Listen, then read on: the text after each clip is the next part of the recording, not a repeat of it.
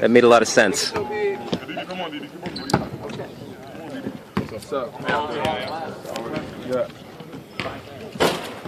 Can I switch with you? Yeah. Pretty big game tomorrow night. You guys doing the nameless, faceless approach, or the battle for first place? The competitive and the competitiveness in us knows that what's at stake. So, I mean, I'll be lying to you if I just said like it's a regular game. But at the same time, we just don't want to get too high, don't want to get too low. We want to play how we play. Like, we don't want to come out with too many emotions and then get off our game plan. But we still are coming into the game knowing this is a big game. How much is the result of what happened out there back in December on your minds going into tomorrow night? Oh, it's there. And we didn't forget. We remember how he was in the locker room. We remember the feeling. It stuck with us. How much of a different team is Maryland right now than they were then? They play more of a 5-out game. Jalen Smith shooting a lot more threes, shooting like 50% in his last 5 games. So he's shooting incredible from three. So they're really just driving it. And I'm just playing more of a 5-out game, pick and rolls. How's this team maybe different from 2 months ago? Totally different. Totally different. From top to bottom. How so? Just better, just the better version of us. I mean, better defensively, better the way we communicate with each other, and better swag. Like, we're a totally different team. What are some things you've locked in on since the Iowa game? As a team? Yeah. Just pretty much rebounding, 50-50 balls, little things like that. Little things that cost us to lose that game. What sort of things does Maryland really do well on the court?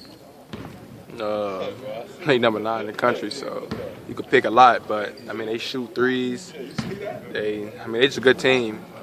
I wouldn't say they just do one thing well. They're just a good team. They can play fast, they can play slow, and they just really want to get back to that pick and roll, pick and pop with Smith up top. You guys have had success late game, obviously, since that Maryland game. Did that turn anything in the mindset for you guys late in games? Yeah, we've been working on it a lot more since that Maryland and Miami game. We've been actually working on situations every day in practice, and it's helping us a lot because now the guys are practicing situations that, always happens in the game, like no matter what. Unless it's a blowout game, and I mean that happens like once every 5 Big Ten games. The game is coming down to the last 5-6 minutes, and then it's about executing, making plays down the stretch, and we've been working on it a lot, so I think it put us in a pretty good shape. Do you feel like that was maybe an important loss for you guys, just to experience that, to kind of get you guys over the hump and maybe earn some more of the statement wins that you guys have seen this year? Yeah, of course. I mean, all losses are lessons. So it just gave us a lesson of how to execute late in the game. It gave us just a way to understand how not to feel the way we felt that day in Maryland. And I mean, just, woke us up to know that we have to play to our potential to be the best team we could be. How much does the zone bother you guys right now? And what is it you take from the Iowa game with all the mixing of defenses and matchup zones that they played against you? I mean, I just feel like we didn't make a lot of shots. I mean, if you see Purdue yesterday, they made shots, and that's really the difference between us. We didn't make really no shots, so they stayed in it. But we get a lot of shots up every day, so, I mean, I'm really not worried about a zone. We got to make shots. Get in the gym, make shots. Get in the game and make shots, and I mean, that's how you really take that zone out. It seems like Andres has really found his groove offensively these last couple of games. What have you seen from him there? I mean, he has been playing relentless, getting to the rack, getting to, playing his game.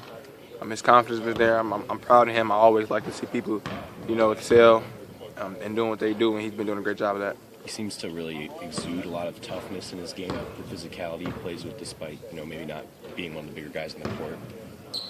How does that help him? I mean, that's what he does. I mean, he's not one of the biggest guys on the court, so he has to bring the toughness and the grit and grit to, help him perform out there, and he does a great job with that. You said it doesn't feel like just another game. Is it going to feel different in here as far as the environment, the fans?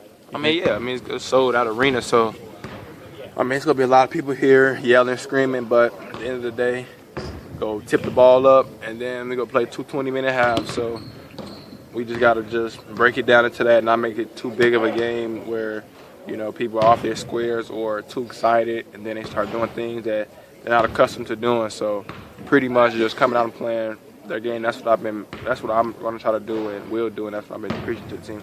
What's it mean to you guys that tomorrow's going to be a sellout? You got a bunch of future home games here, sellouts at the end of the year, so that people are excited about being here to watch you play? I mean, it's great. We winning. I mean, they want to see winners. Fans deserve it, and we just want to keep winning, be the best team we could be for them, and just come out and play hard. Out of the last couple games, Kofi's had some tough matchups against some really talented big men. How have you just seen him, maybe adjust to those results in practice these last few days? I mean, I think he's the best big in the country. What does the best big in the country do to adjust, and kind of improve after, some learning experiences potentially on the road at Iowa? Me a freshman, so each and every game is going to be a learning experience for him because, he never saw that experience. He never been to Iowa before. He never played at Iowa. So some stuff he just doesn't know. But, I mean, I feel like he's the best big in the country. Look at what he's done and what he does and what he's capable of.